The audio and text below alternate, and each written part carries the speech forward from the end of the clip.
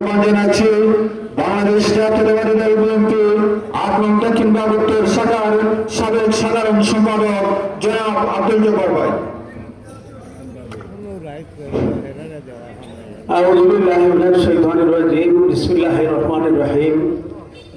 বাংলাদেশ জাতীয়তাবাদী দল বিএনপি ৮ নং দক্ষিণ বাগেরহাট ইউনিয়ন কর্তৃক আয়োজিত আজকের এই বর্ধিত সভায় সম্মানিত সভাপতি উপস্থিত রয়েছেন। আজকের এই বর্ধিত সভায় জুড়ি এবং বড়লেখার গণমানুষের নেতা জনাব আলহাজ নাসিরউদ্দিন আহমদ মিঠু সাহেব, উপস্থিত রয়েছেন বড়লেখা উপজেলা বিএনপির সংগ্রামী সভাপতি আমার রাজনৈতিক শিক্ষাগুরু জনাব আব্দুল হাফিজ সাহেব, উপস্থিত রয়েছেন বিএনপি যুবদল, ছাত্রদল, স্বেচ্ছাসেবক দল, শ্রমিক দল এবং সহযোগী সংগঠনের অপরাপর নেতৃবৃন্দ, উপস্থিত রয়েছে প্রত্যেকটি ওয়ার্ড থেকে আগত সম্মানিত বিএনপির সাধারণ সম্পাদক, সভাপতি সহ সম্মানিত নেতৃবৃন্দ।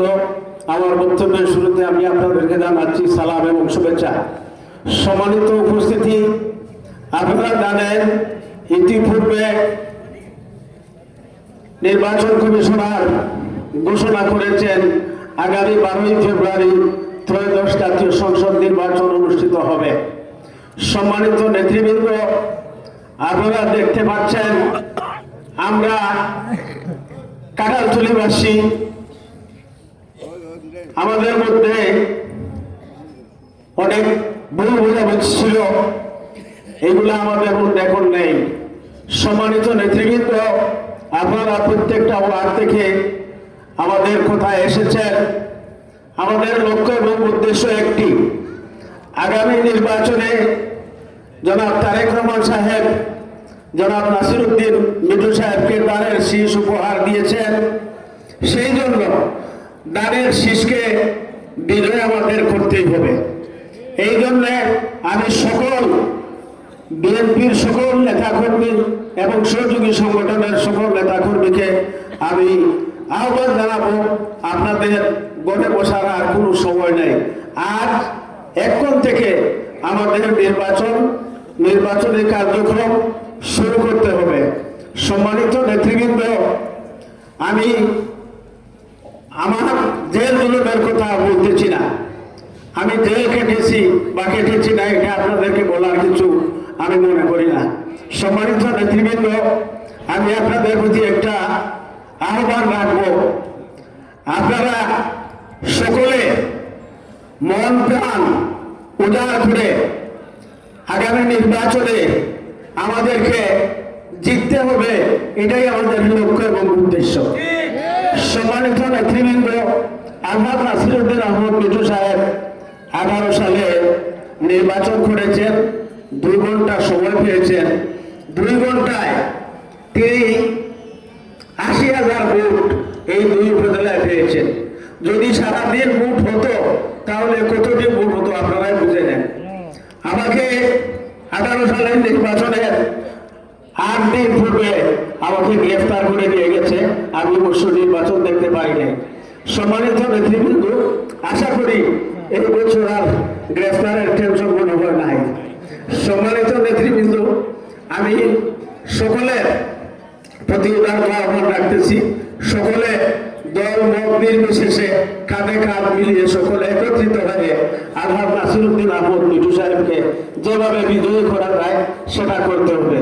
অপর একটি রাজনৈতিক সংগঠন যেভাবে প্রচারণা চালাচ্ছে আপনারা দেখতেছেন, এখন বক্তব্য মাইকে স্টেজে উঠে বলতেছে আমাদেরকে যদি কেউ চোখ রাঙিয়ে কথা বলে পিঠের চামড়া তুলে দেব। আল্লাহ না করুক যদি বইটা পেয়ে যায় তাহলে লাঠি এমনি করবে, মনে রাখবেন, এইটা আপনাদেরকে মনে রাখতে হবে।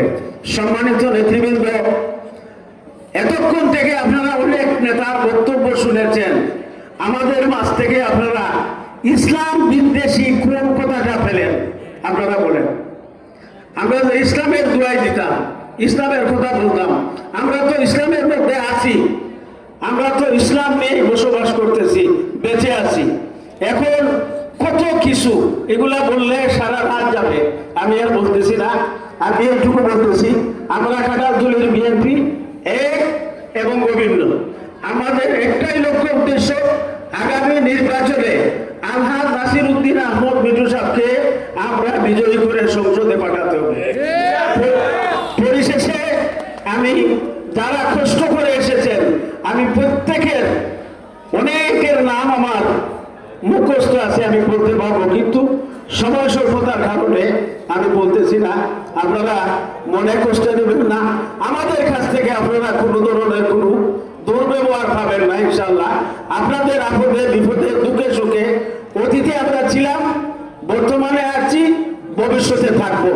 সম্মানিত নেতৃবৃন্দ, সময় খুব কম, আমি সকলের দীর্ঘায়ু এবং সুস্বাস্থ্য কামনা করে আমার বক্তব্য এখানে শেষ করছি। খুদা হাফেজ। বাংলাদেশ জিন্দাবাদ। বাংলাদেশ জাতীয়তাবাদী দল বিএনপি জিন্দাবাদ।